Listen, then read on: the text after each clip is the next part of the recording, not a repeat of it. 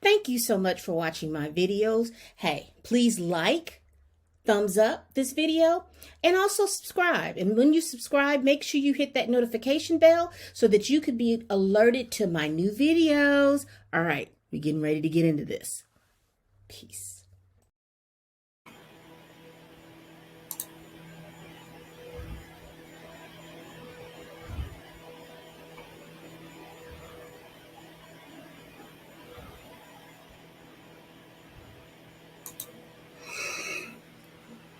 Good morning, good afternoon, and good evening. This is Pamela, and you are watching Pam Entertainment TV, where we review movies, television series, and incidents in pop culture to see how those incidents affect our daily lives. Listen, you see it scrolling on the bottom of the screen. If you so choose, please subscribe to my channel. I'm on a quest for 1,000 subscribers, and I would like for you to join the community over here. Once you subscribe, you'll be opened up to a plethora of movies, television series, and pop culture chats that I have completed. All right, people. We finna get into this. This is another pop culture chat, and this pop culture chat is about Miss Lizzo. It's about damn time. In a minute, I'm gonna need a sentimental man or woman to pump me up. That's all I know about that song. I don't even know what the name of that song is. I just used to hear it all the time when I was in Target. Anyway,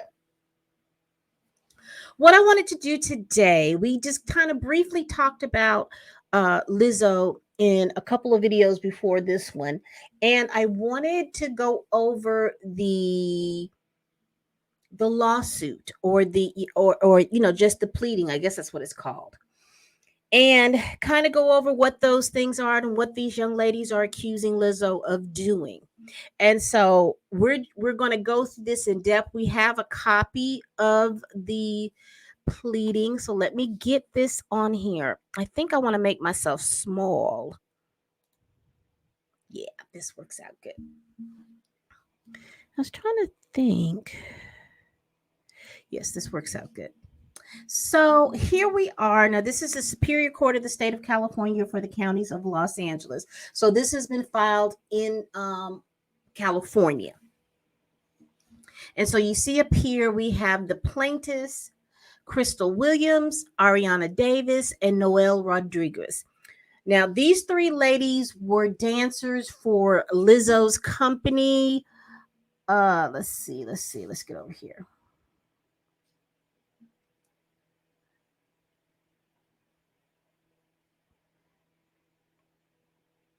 Big Girl, Big Touring Inc. We've got Melissa Jefferson, that's AKA professionally known as Lizzo, and individual Shirlene Quigley. Shirlene Quigley is her dance captain. So here is the complaint for damages. FEHA, hostile work environment, sexual harassment against all parties, all plaintiffs against all defendants. So all these plaintiffs up here are for that particular charge. All of the plaintiffs are suing all of the defendants. So then we have here FEHA. I don't know what the FEH is. I want to say, is it Federal Employment Hiring Act? I think that's maybe what that is. Failure to prevent and or remedy hostile work environment. All plaintiffs against all defendants. So they're all being sued for that. Then you have, I believe this is Federal Employment and Hiring Act, religious harassments. All plaintiffs against defendants Shirley Quigley and Big Girl Big Touring. So this is not against Lizzo. This is against Shirley Quigley. The girls stated that she would try to indoctrinate them into Christianity and would talk and have all kinds of, I guess, prayer meetings or anything like that. But we're going to continue on. FEHA, racial harassments, plaintiffs, Williams and Davis. So Crystal Williams and Ariana Davis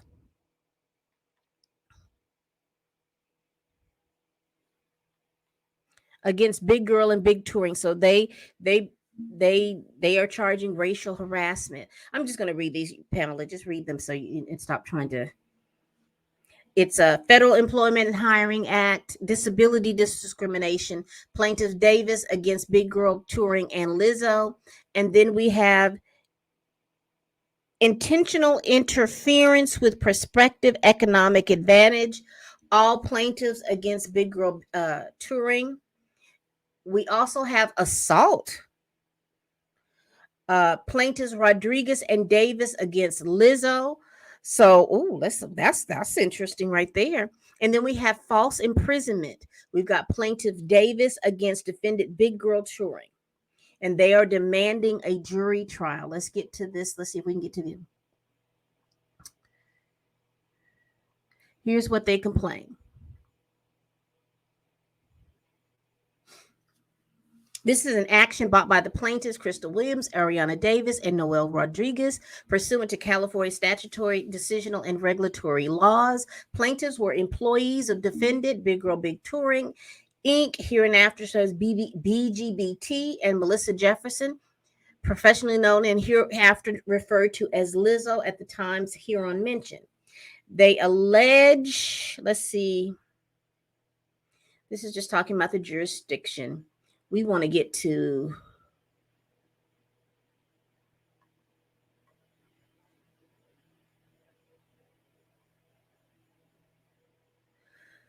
okay. Let's get down. Factual allegations. Here we go. This is what we want to see right here. Factual allegations. And I'm going to try not to make this too long, but I just want to go over what this case is about. This case centers on 3 professional dancers experience working with Big Girl Big Touring and Melissa Vivian Jefferson. Child, they done used her whole government name as professionally known as Lizzo. Throughout their employments, plaintiffs Ariana Davis, Crystal Williams, and Noel Rodriguez, collectively referred as the plaintiffs, were subjected to a host of violations of California statutory and decisional law. All right, here we go. In or about March 2021, Miss Davis and Miss Williams were introduced to Lizzo when they were contestants on Lizzo's reality show, Watch Out for the Big Girls, which was released on Amazon Prime Video. During this show, contestants competed for opportunity to join Lizzo and her team on her live performances and tours. In or about May 2021, Miss Davis was required by Lizzo and Big Girl BGBT to submit a psychological examination to ensure she was psychologically healthy enough to endure the strains of filming the show. During this examination, Miss Davis disclosed that she struggles with anxiety and depression, which occasionally results in binge eating. Okay. Let's go down here. I think they're just going to go. Let's see what. So they're just talking about how they met Lizzo, how they began working with Lizzo. So let's kind of go up.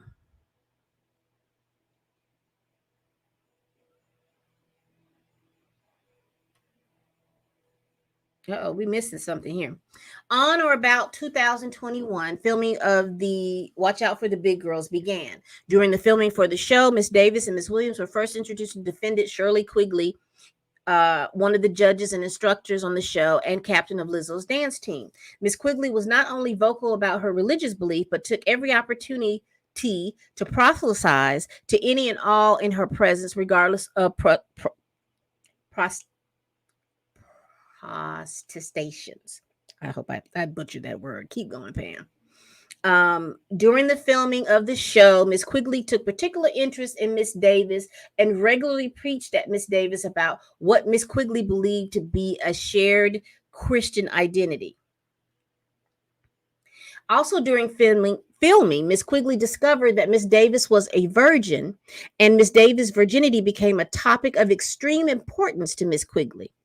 In the months to follow, Miss Quigley would routinely bring up Miss Davis's virginity in conversation with Miss Davis, with Miss Davis. Miss Quigley even mentioned Miss Davis' virginity in an interview she participated in and later posted to social media, broadcasting an intensely personal detail about Miss Davis to the world. Well, damn.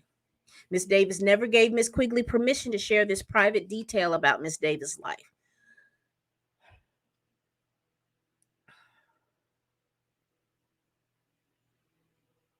Hmm. That's one of those things where you keep that to yourself. There's no reason to mention that to anybody because you don't know who's going to get that out and you don't know how people are going to use that information. Again, if you hear any whirling, it's my fan. I don't know if you can see it. There it is. Because it's hot.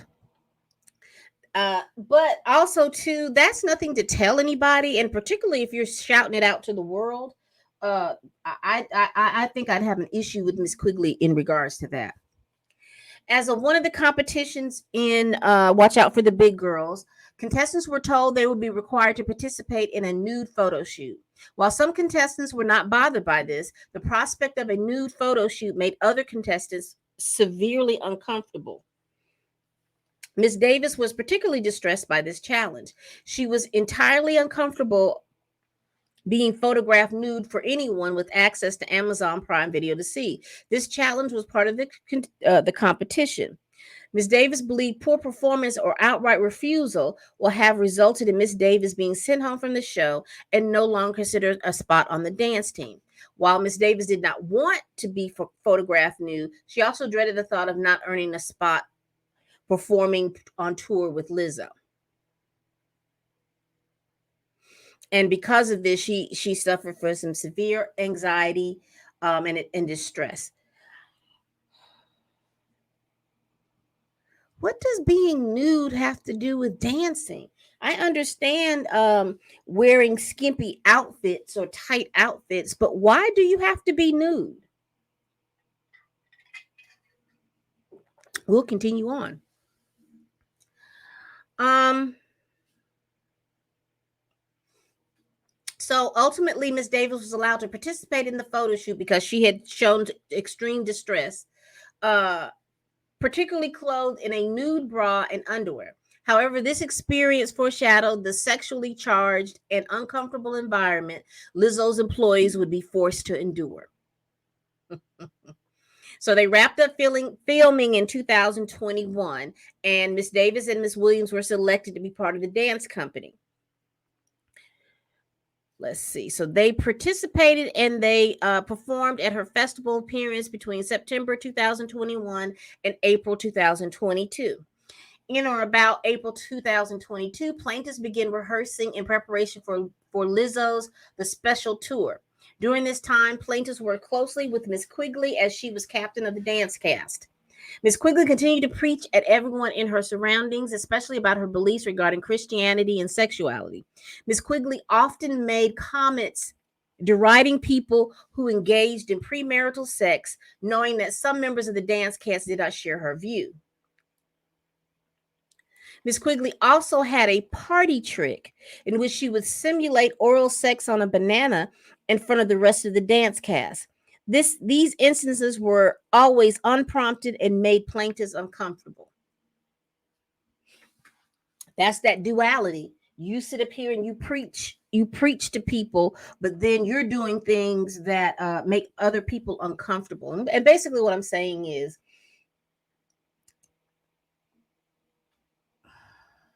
I'm trying to be delicate. You are berating these young women about being sexually active, yet you are showing and simulating a sexual act. That doesn't make sense to me. Either you don't want to be sexually active or you do. But you can't chastise somebody for being sexually active and then here you are performing things. That's just a duality. That's just that thing that just bothers me. Hush up. And things like that shouldn't be going on in the workplace unless your workplace is a pornographic film studio. Those types of things happen on there. But if you're talking about dancing, you're supposed to be dancing. my opinion. She said, let's see. Miss Quigley's sexually inappropriate behavior did not stop at faux fellatio. Despite her staunch beliefs in opposition to premarital sex, she had no problem sharing her masturbatory habits with the dance class, often stating things to the effect, masturbating is against my religion, but today I had an oopsie.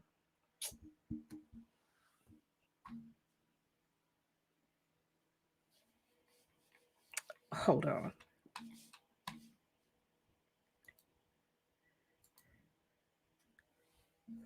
I'm going to read this again.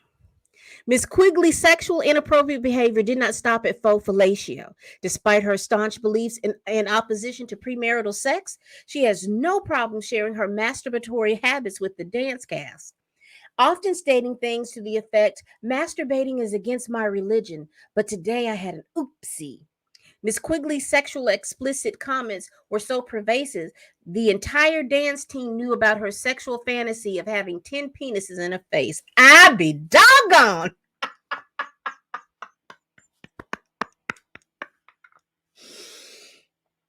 Wait a minute.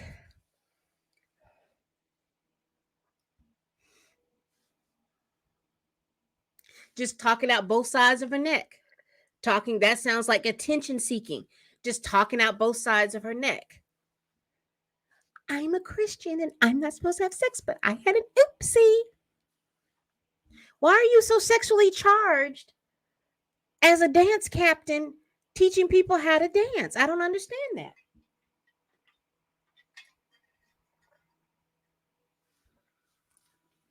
Hmm. Similar to Miss. Let's get back over here. Let me share. I'm sorry, y'all. I just that that shook me. Similar to Miss Quigley's constant sexual inappropriate comments, Miss Quigley ministered to plaintiffs was unceasing. Miss Quigley continued to keep tabs on Miss Davis' virginity and made it clear Miss Quigley thought the only way one could be a proper Christian was through similar abstinence. Miss Quigley also singled out Miss Rodriguez as a non-believer and made it her mission to preach at Miss Rodriguez.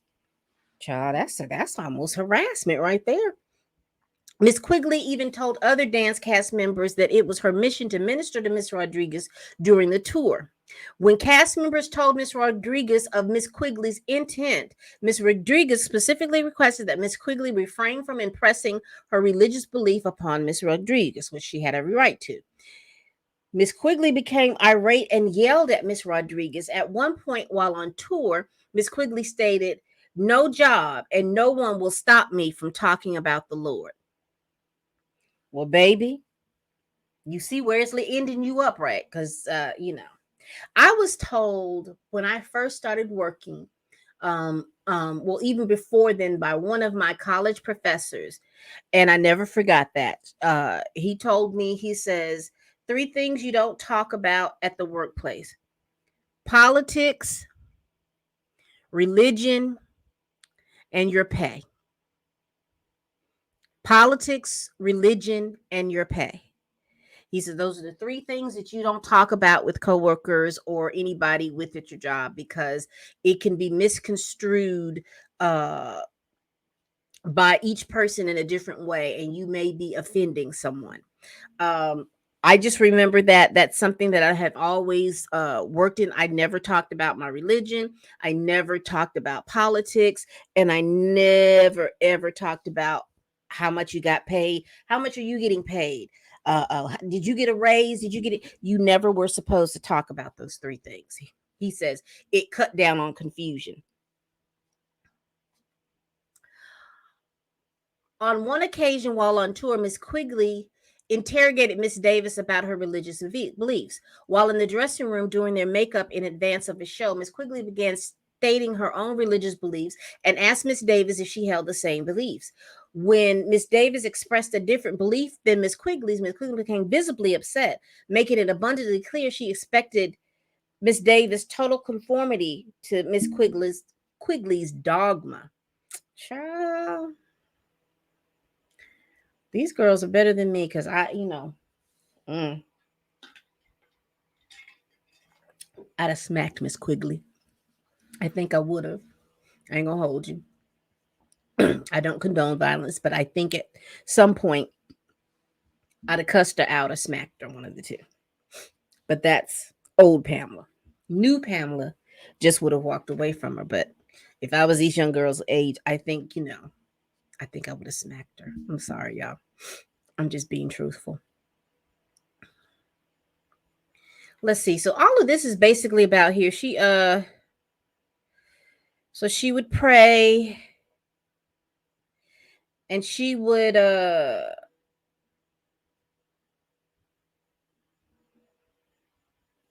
and she would have the dancers, everybody lead in prayer, and when Miss Rodriguez didn't want to lead the prayer, um she continued to pressure her to lead the prayer.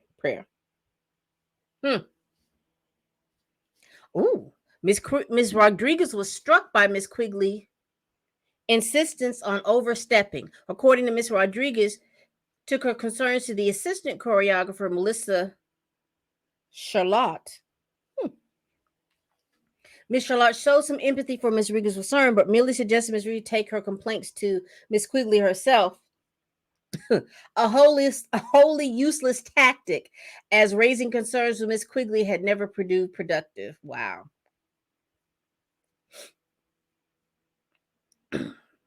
On another occasion, while on tour with Lizzo, Miss Williams accidentally brushed up against one of the tour bus drivers. The driver responded by saying, "You can back up on me again," implying Miss Williams' accidentally touch gave him sexual gratification.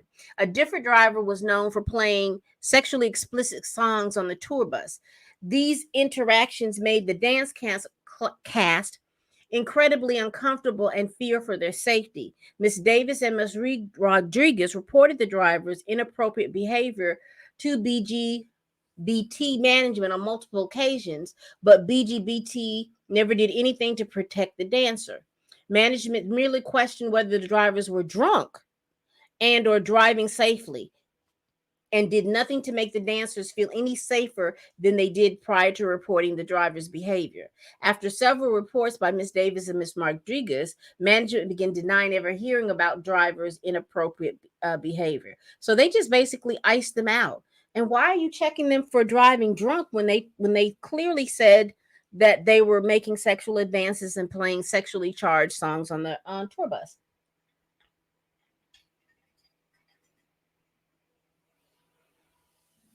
So they talked about more problems in the domestic side. So then they started having issues on the looks like the European side.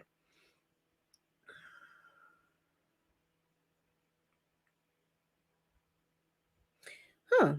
Due to BGBT's soft prohibition on plaintiffs and their team members taking on other jobs, they became wholly financially dependent on the income they received for their performance on the special tour. The dancers then learned that the musicians and other members of the tour were on a retainer, which they were paid a portion of their tour rate while on break from the tour in exchange for not taking other jobs. Plaintiffs and their team members started discussing among themselves how they would negotiate for a retainer of their own. These discussions continued through the start of the European leg of the tour. Making matters more stressful, plaintiffs and the dance cast were only given 2 weeks advance notice that they were booked for tour performance. This lack of notice placed plaintiffs in a sort of purgatory, not knowing whether or not they should be looking for other jobs or to wait for Lizzo's performances to resume. This insecurity made obtaining a retainer the utmost importance to plaintiffs and the dance cast. So, on or about February 7, 2023, so that was this year, plaintiffs arrived in London, England to start rehearsals and perform with Lizzo and the Brit Award shows. On or about February 23rd, 2023, plaintiffs performed with Lizzo at the show in Amsterdam, Netherlands. After the show, Lizzo invited the dancers out with her on the town. These invitations were not unusual and attendance was not mandatory. Okay. But it was well known that the dance cast members were expected to endear themselves to Lizzo. Lizzo often mentioned that she had eyes and ears everywhere and only wanted good people with good energy around her. Those who attended after party events Lizzo planned were often favored and selected to perform with Lizzo at shows outside of regularly scheduled tour dates and were widely considered to enjoy greater job security. By not attending, dancers not only risk losing out on being selected for those additional shows and therefore additional income, but also risk being ostracized from the group, putting their continued employment in jeopardy. Baby, there's a whole lot of going on with Lizzo. Uh, that dance captain concerns me. Uh, Also, the tour. So it doesn't sound like, according to what the plaintiffs are describing, is that the business of Lizzo uh wasn't on their P's and Q's. Because if you've got dancers telling you that the drivers are acting inappropriately, there should have been a conversation with the drivers. If you've got a captain that's proselytizing at a workplace, that's a problem. And something should have been said to that. Also, this dance captain uh keeps, it's almost like she was obsessed with this young lady's virginity for some odd reason. So let's continue. We're going to change the way this looks. Yeah. Okay, so this must be going into the banana incident. This particular evening, Lizzo sent out an invite through her close friend and member of the dance cast, Chawanta, last name unknown. Miss Davis and Miss Rodriguez were out at dinner during celebrating the birthday of one of the supporting vocal performers on tour when they received the invitation. Chwanta, Shanta, Shanta hurried the dancers, including places to accept or decline. Feeling their absences would be noticed and taken personally by their employer, plaintiffs accepted the invitation before learning what Lizzo had in store for them. As it turns out, Lizzo had planned a night out in Amsterdam's notorious red light district, known for its abundant sex theaters, sex shops, and clubs and bars where nudity is on full display. The main event of the night was a club called Banabar, where patrons were allowed to interact completely with nude performers. When plaintiffs expressed misgivings about the plans for the night, Chanta stated that it was too late to back out because she had already sent Lizzo a head count for the evening. Again, feeling the looming pressure of job insecurity, should plaintiffs abstain from attending, plaintiffs reluctantly were along for the evening. So at this bar, things got out of hand. Lizzo began inviting cast members to take turns touching the new performers, catching dildos, launch from the from the and eating bananas protruding from the vagina. Lord have mercy. This is a lot. This is a lot. It's getting into territory that'll. So looks like they were highly encouraged with the threat of job security to touch these performers and whatnot.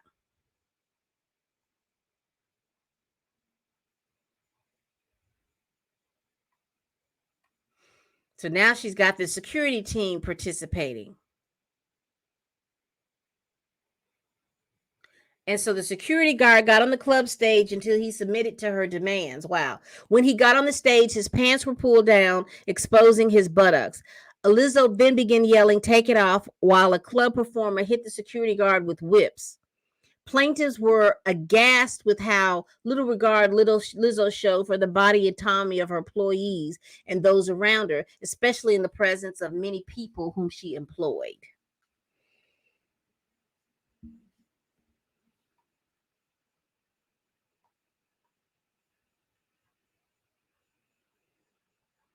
Then they got invited to a new cabaret bar. Wow, all of this stuff happens up until March. For goodness.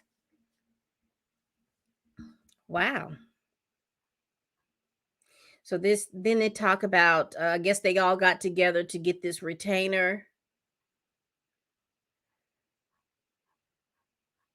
It's a whole lot. But those are the things that I really wanted to go in, because a lot of this other stuff seems like they're going into employment um things. Also, I see here that Liz on about April 20th when the dance was cast. The dance cast was scheduled for an 8-hour rehearsal. Near the end of rehearsal, Lizzo arrived and called the dance cast together for a meeting, addressed the rumors of unprofessionalism. During this meeting, Lizzo also stated that the dancers were not performing up to par, repeatedly accused the dancers of drinking alcohol before shows, even though the dance cast had never partaken in such practice.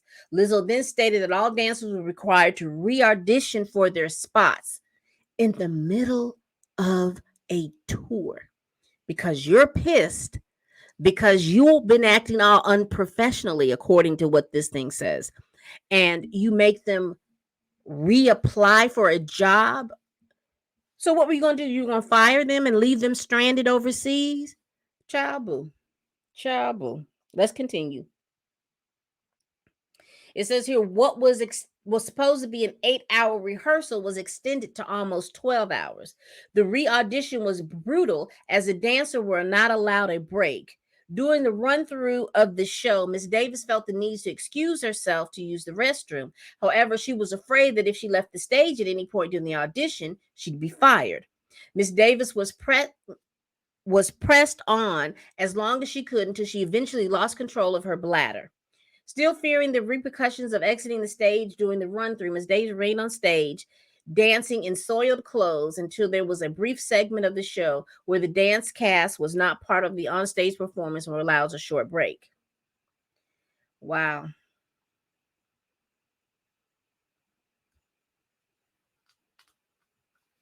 Mm, mm, mm. This is a lot. And so she continued. Uh, on April 21st, Lizzo got with them and told them that none of their jobs were safe.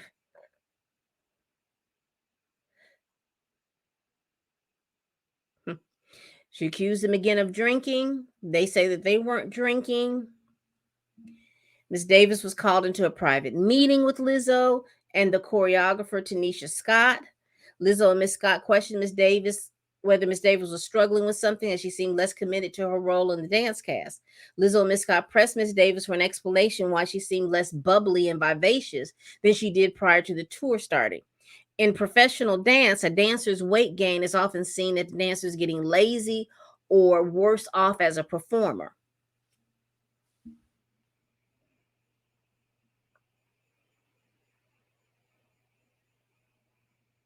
Okay. Did they weigh them? I mean, I don't know if y'all who are dancers and dance on things like that, y'all let me know. Do you all get weighed or anything like that? How does that work? Let me know. So eventually I believe she get fired. We're not going to go through much because we're already longer than what I wanted to go through. But this was interesting.